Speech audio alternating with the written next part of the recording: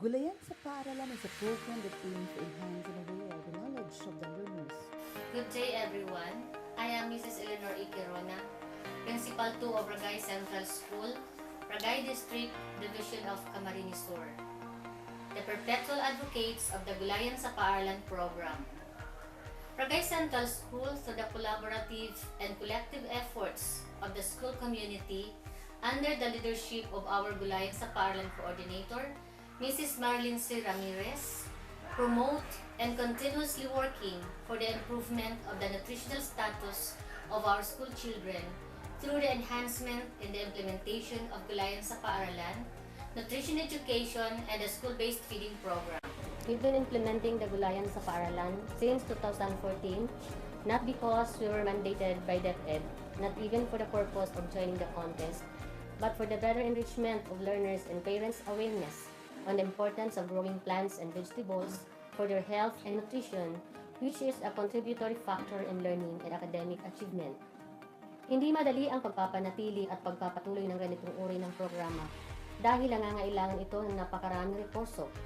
Andyan ang pangangailangang pinansyal at mga tao na gumagawa at nagmimintina sa physical na aspeto tulad ng landscaping, rehabilitation of school garden, paggawa ng nursery at iba pa na hindi pwedeng iatang sa mga batang mag-aaral.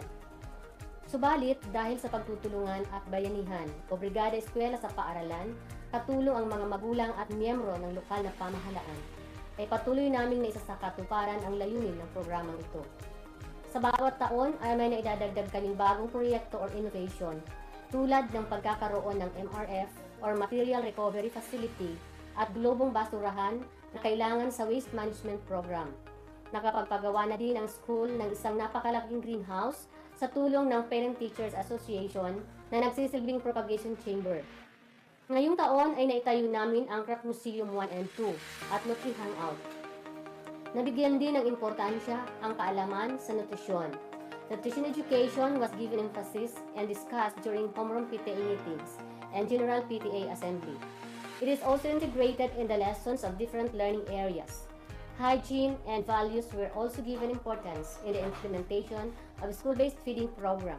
This year's implementation of the Gulayan sa Paaralan started with a planning conference of all the teaching and the non-teaching staff of Ragay Central School, facilitated by the school principal and Gulayan sa Paaralan coordinator, with collaboration and participation of the nutrition and feeding coordinator.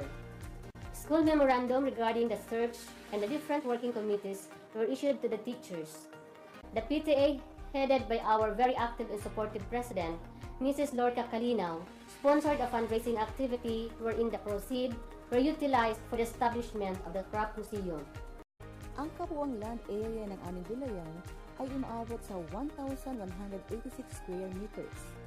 Ang gulayan ng bawat grado ay binakura ng iba't ibang materyales galing sa mga patapong bagay, gaya ng mga gamit na gulong, mga plastic containers, sako, yero, tabla, paint containers, bote at iba pa. Ito ay aming pininturahan ng iba't ibang kulay upang lalong gumanda at kaakit-akit sa mga mag-aaral. Ang kindergarten ay may sukat na 90 square meters, yari sa mga gamit na gulong at pinaligiran ng bakod ng mga kahoy galing sa waste material ng gabaldon. At ito ay kinulayan ng iba't ibang kulay. Ang unang baitang ay may sukat na 132 square meters, yari sa konkretong taniman at mga containers.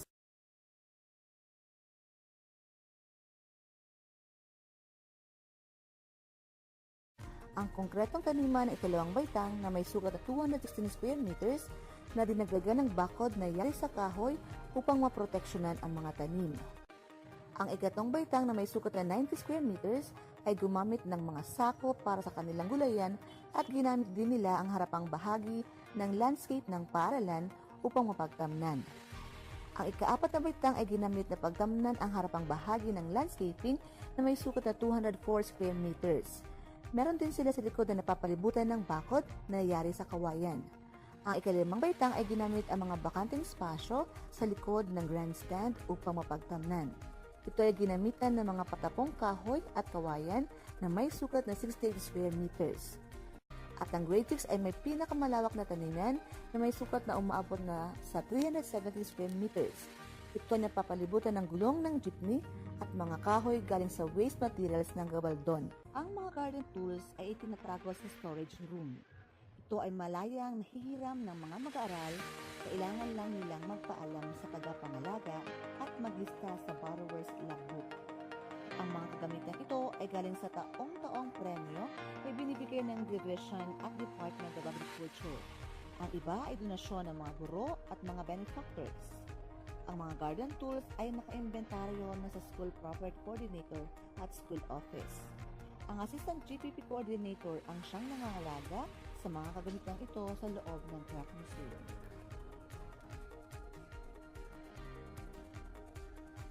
Prioritize din namin ngayong taon ang pagtatanim ng mga indigenous plants na nagbibigay ng malawak at masustansyang pagkain, madaling patubuin, self-supporting at matatag sa anumang mga peste. Iba't ibang indigenous plants, vegetables ay makikita sa loob ng Craft Museum.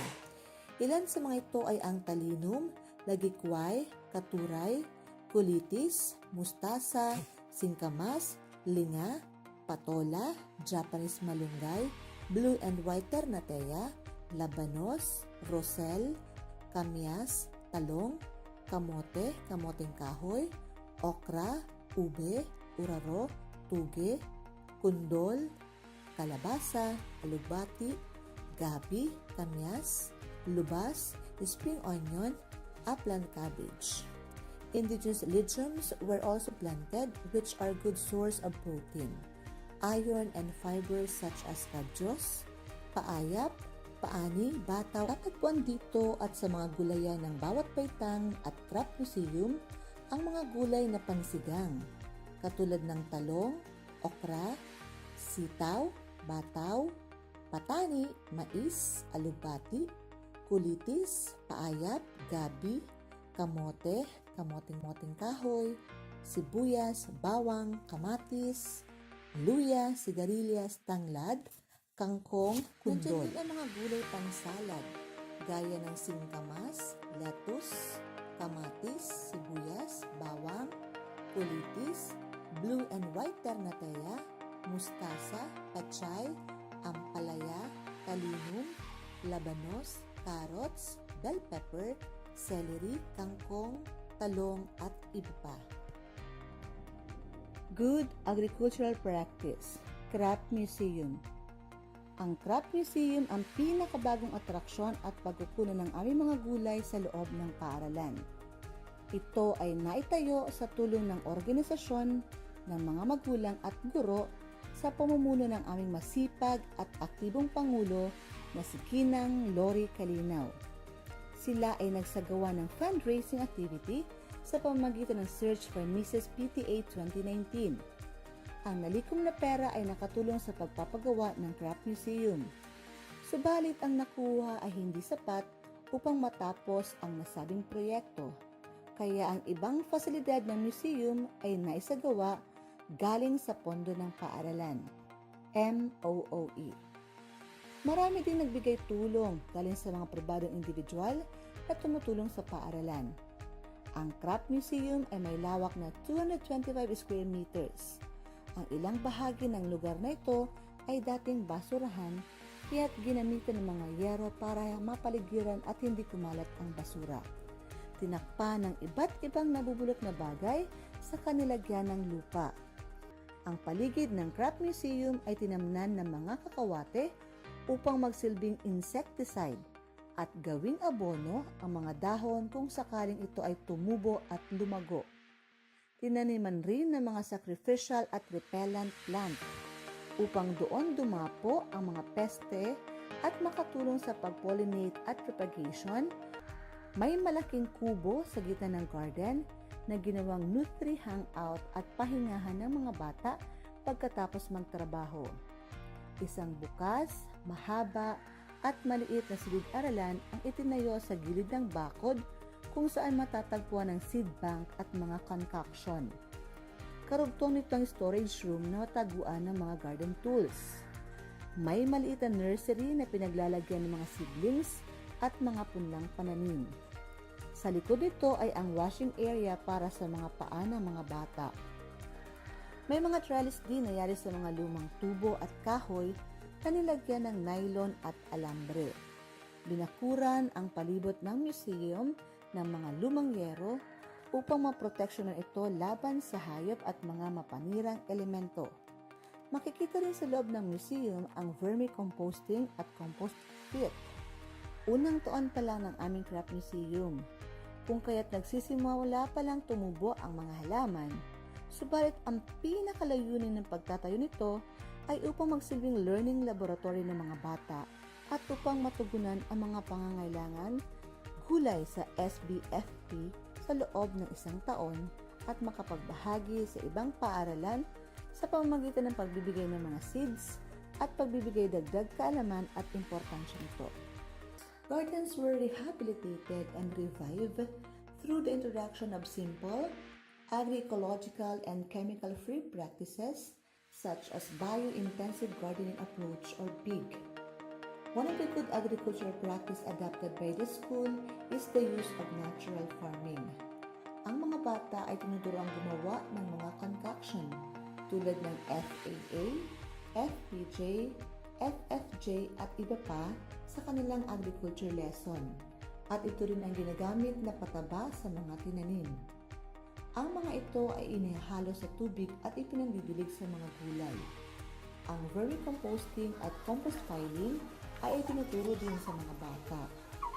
Ang vermicast at ang mga bulok na basura ay ginagamit ring pataba. Tinutunaw ang vermicast sa tubig at idinidilig din sa mga halaman.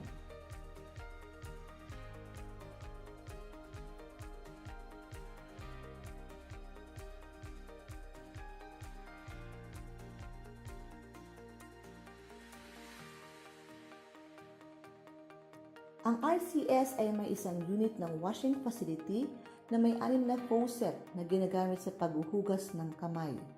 Maliban dito ay may mga mababang faucet na ginagamit ng mga bata sa paghuhugas ng paa pagkatapos magtrabaho sa Grade 6, Grade 4 Craft Museum. Ang bawat classroom ay mayroon ding washing corner na ginagamit rin ng mga bata. The fish pond of RCS is not a source of income, but a laboratory for learning only. Teachers use it in their science lessons and other learning areas.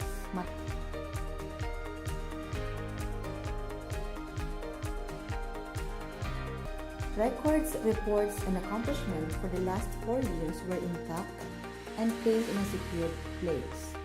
From school year 2015 up to the present school year, the scrapbooks were properly labeled and safe kept in a cabinet. Ragay Central School was awarded first place in the district search for the 2019 Best Gulayan sa Paaralan Implementer. Winning and the words of inspiration given by our municipal mayor gives further encouragement to the entire school community. KRA 2, Stakeholders and Community. Gulayan sa bawat tahanan. Ang mga guro ay gumagawa ng paraan upang patuloyin ang gulayan sa bawat tahanan.